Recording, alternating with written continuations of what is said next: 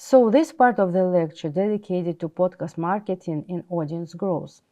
In this session, we'll explore key strategies to help you promote your podcast effectively, build a loyal audience, and expand your reach. So marketing involves promoting and selling products or services by understanding the needs of a target audience and creating offerings that meet those needs.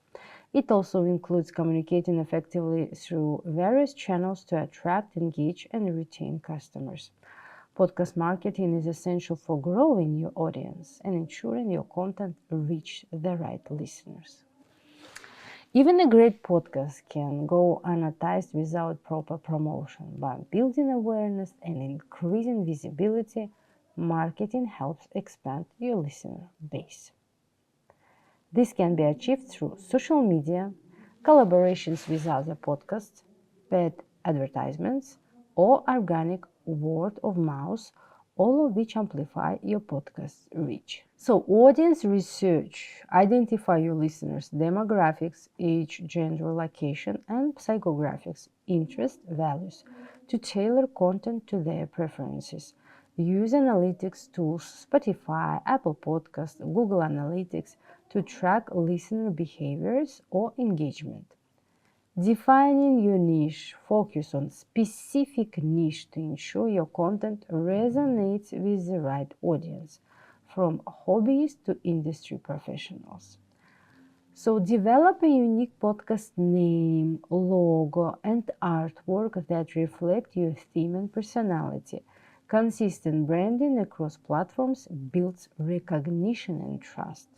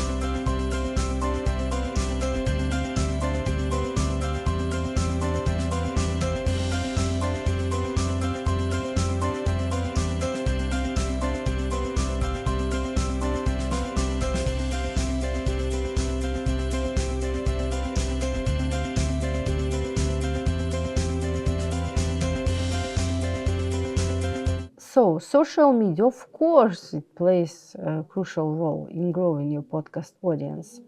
You need a well thought out strategy that includes platform selection, content creation, engagement, paid advertising, and collaboration. First, choose platforms where your audience is most active. Instagram is great for visual content like teasers and behind-the-scenes posts, while Twitter is ideal for real-time updates and discussions.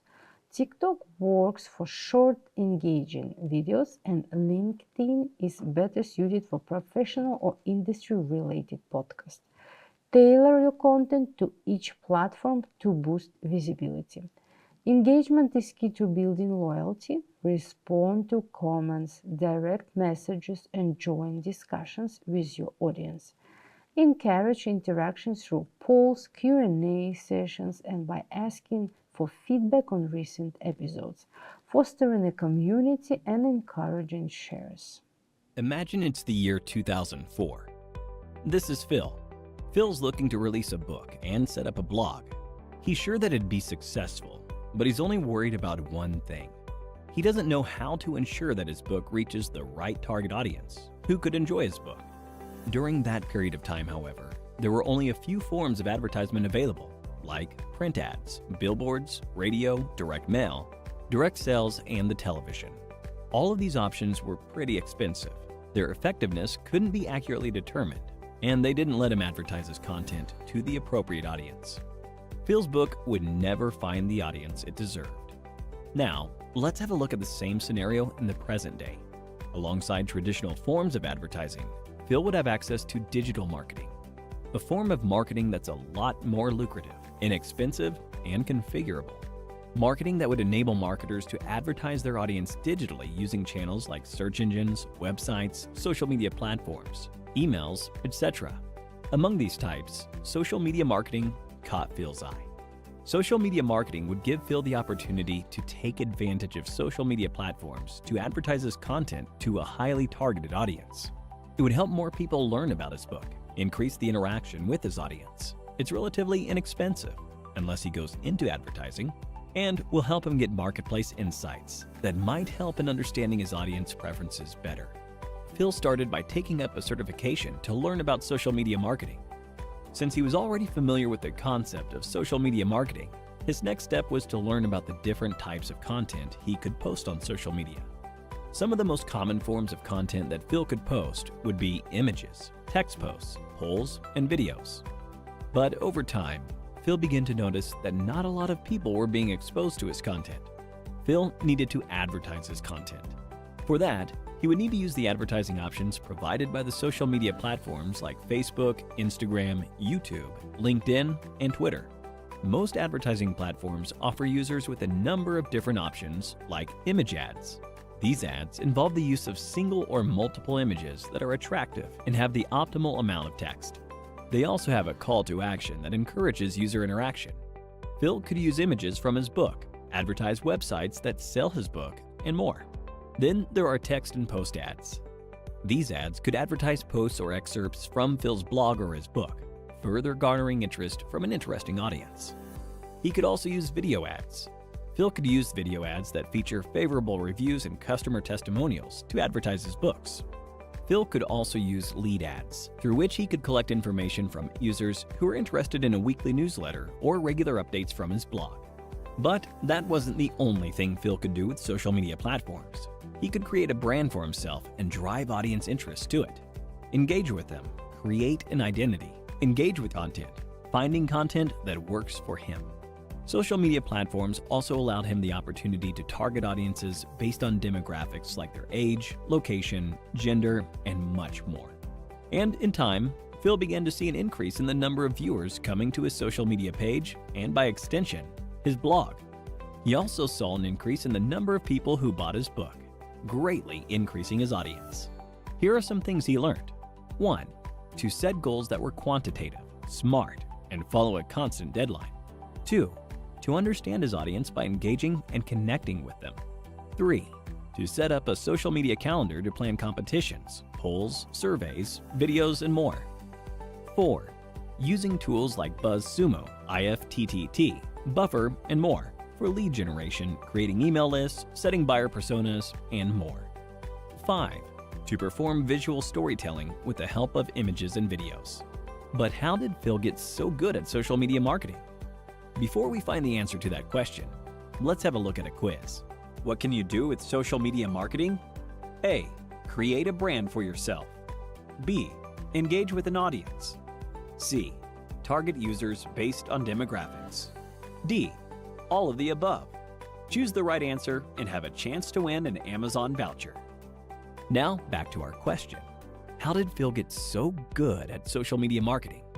Phil had taken up Simplilearn's digital marketing course. It was thanks to this course that Phil had the skills and training to get good at social media marketing. Building a podcast website. So create podcast. Of course, creation is essential for growth and visibility. A website acts as a central hub where listeners can easily access all your episodes, show notes, and additional content, improving user experience. It also enhances SEO, search engine optimization, making your podcast easier to discover through Google searches. By driving organic traffic to your site, you can increase listeners and build a loyal community around your podcast. Key features to include on your podcast website are About page, a detailed introduction to your podcast, outlining its mission, theme, and target audience. This helps new visitors understand what your show is about. Episode catalog, a full, easy-to-navigate library of all your episodes, allowing listeners to browse and choose episodes at their convenience. Newsletter sign up, offering a way for listeners to subscribe for updates ensures they stay engaged and informed about new episodes or exclusive content. Social sharing buttons. Enabling visitors to share your episodes on social media expands your podcast reach. Additionally, writing blog posts based on your episodes can attract organic traffic by targeting keywords relevant to your podcast niche. These blog posts also allow you to offer more context, resources, or insights on topics discussed in your show, giving listeners added value. Rachel is a baker who runs her own bakery. To expand her business, she decided to create an online presence by first setting up a blog. She began posting on her blog regularly. However, even after regularly posting on the blog, there were barely any visitors showing up. Deciding not to give up, Rachel began searching for a solution on the internet. That's when she came across SEO, or search engine optimization, a term she's never heard before. So, let's take a journey together and help her learn about SEO. Search engine optimization is a method that could improve the quality and quantity of the audience coming to Rachel's website from search engines. It could increase brand awareness, attract local customers, and build credibility and trust. And all of this is possible without having to spend a single penny. To bring visitors to her website, Rachel would have to take advantage of the two types of SEO, on-page and off-page SEO. Rachel first decides to tackle on-page SEO and get that sorted.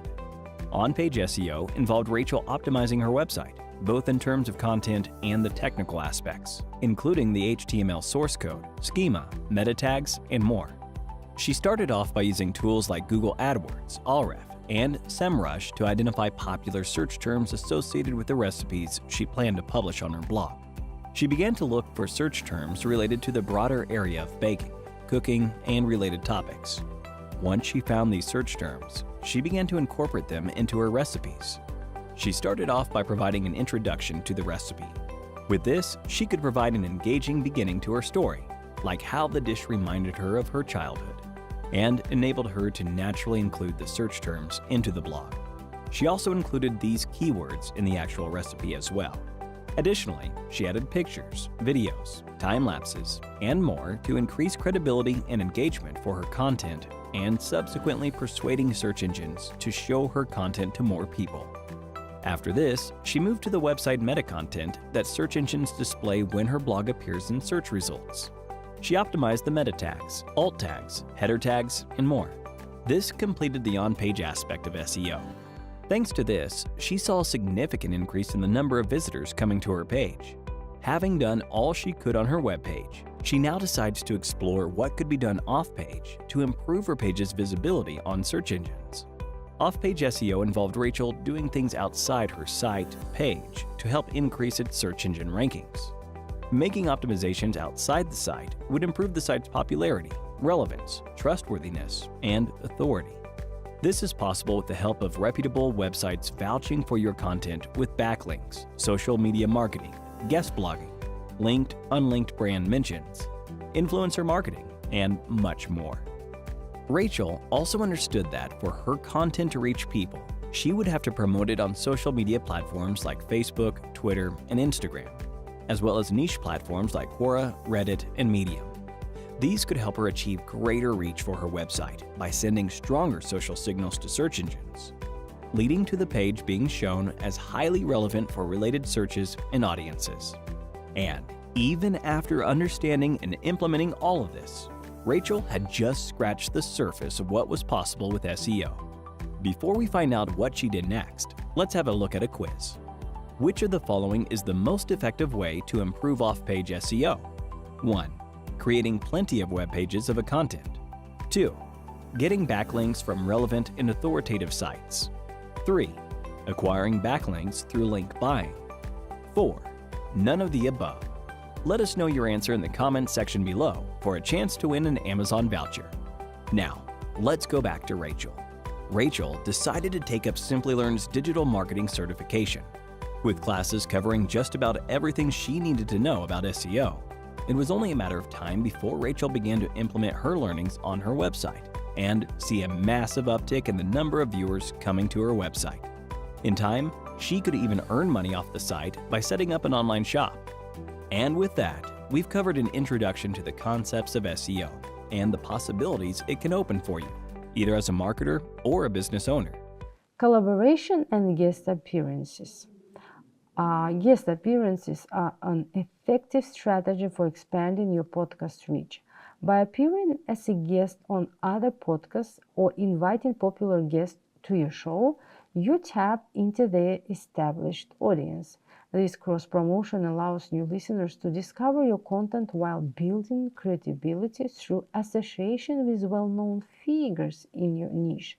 One of the easiest ways to promote your podcast is by tapping into your guest audience. After an episode goes live, send your guest a personalized email asking them to share it with their network. Make it as easy as possible by providing them with everything they need: a direct link to the episode, a short video snippet for social media, and even a pre-written tweet. If you don't see a post from them within a few days, follow up. Most guests will be happy to share the episode since it also promotes them. Podcast swaps offer a mutually beneficial way to grow your audience by exchanging promotions with podcasts that share similar themes or target markets. Promoting each other's show through mentions or dedicated episodes introduces your content to new, interested listeners without the need for paid ads.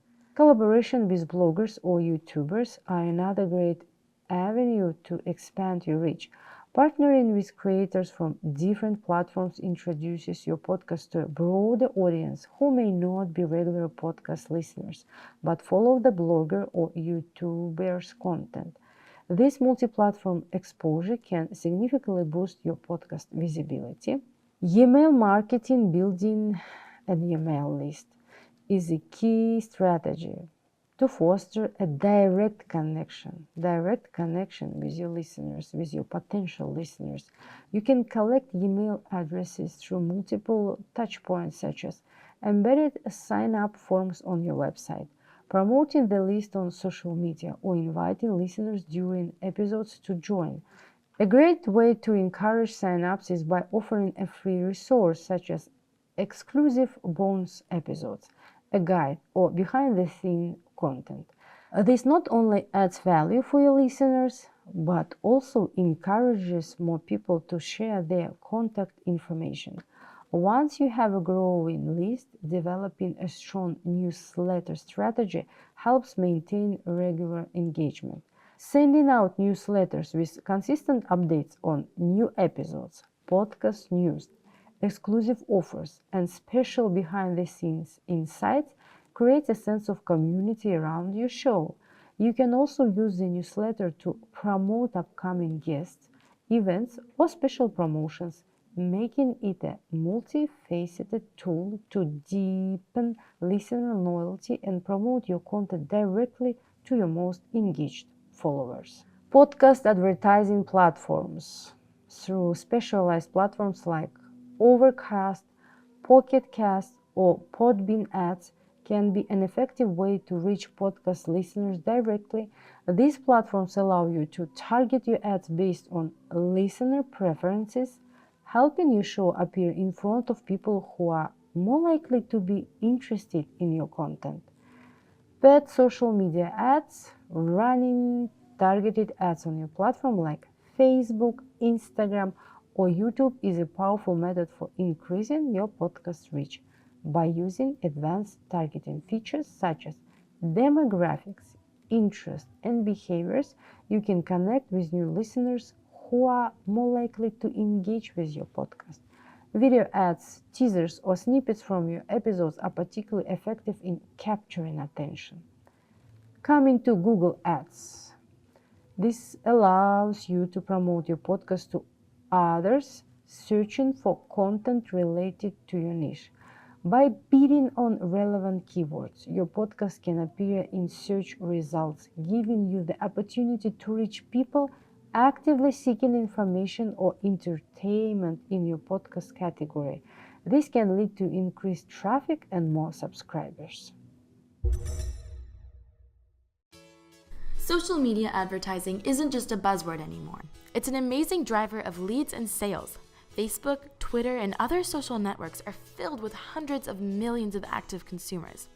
Why wouldn't you take advantage? Paid social is very different from any other form of advertising, mainly because of how the ad is displayed. It appears as native content to the social medium. A Facebook ad will look like a Facebook user's post. Therefore, they're a lot less disruptive and generate much higher engagement. In fact, paid marketing ads on Facebook have over 8 times the click rate than regular web ads. Not bad, eh? Paid social is a great opportunity for your business for 2 main reasons: advanced targeting options and prevalence on mobile devices. Because social networks gather such a larger amount of user information, paid social is able to target your audience in a wider variety of ways than other online platforms. In addition to the traditional socio-demographic data, social media allows you to use interest, behavioral, and connection-based targeting methods. Mobile users are already checking social content multiple times a day on their smartphones, Facebook being the big winner. Paid social is the best way to reach them frequently without being disruptive, so don't forget to design your ads with smartphones in mind. Paid social is a very powerful way to raise awareness of your business and boost your sales, but doing it well takes a lot of time, passion, and expertise. LocalSphere can help you. We love social media, digital marketing, and local businesses. We know the key to being successful online and can help your business stand out. Contact us and let our team of experts design your next paid social campaign. We will make you love this new digital world. Establishing a dedicated space for your listeners, such as Facebook group, a Reddit community, or Discord channel, allows them to engage with each other and with the show. This creates a more interactive experience, building a sense of belonging and loyalty to your podcast. Listener-generated content. Encourage your audience to participate by submitting reviews, asking questions, or giving shout-outs on social media. This involvement deepens their connection to the podcast and fosters a more engaged community, making listeners feel valued and heard. Calls to action.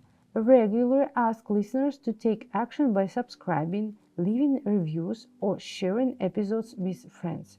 These simple requests can have a significant impact on growing your audience and spreading the word about your podcast. Pay attention to this example. The podcast that we already covered today is Crime Junkie Podcast. So you see that their Facebook is branded, that they use logo, that they use the colors, that there's of course description with context, that there's description of the show with context, and they systematically update the information. Yes, they keep engaged their audience with information. They provide updates telling that we exist for you, yes, and that we will work.